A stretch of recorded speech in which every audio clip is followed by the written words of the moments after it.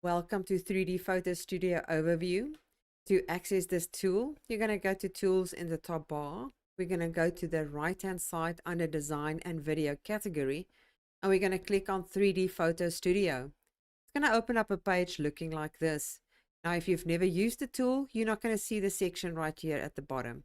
Now, you can also go and add your own folders, so it looks like this. It's really a cool tool so that you will be able to organize your content a little bit better. You can also sort them between images and 3D images.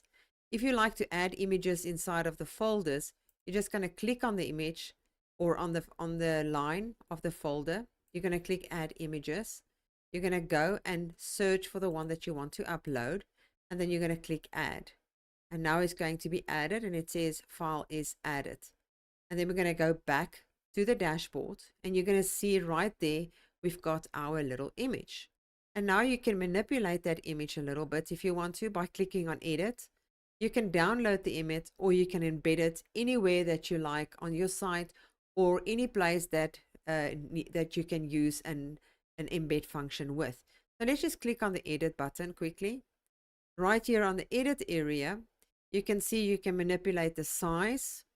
You can do the light and color of the specific image that you uploaded, any effects that you want to give to it, the text, watermark, background, format, and a profile. Very similar in the way that Canva works with different kinds of things that you can do with that specific element inside of your page. So we're just going to click on Close. Once you've finished with it, you're going to click Save, or you can click on Embed, and then you can use that image URL anywhere on the platform, as well as Image with Zoom. So now I'm just going to close this tab. And that is basically all there is to the 3D Photo Studio. I hope you enjoyed this tutorial, and I'll see you in another.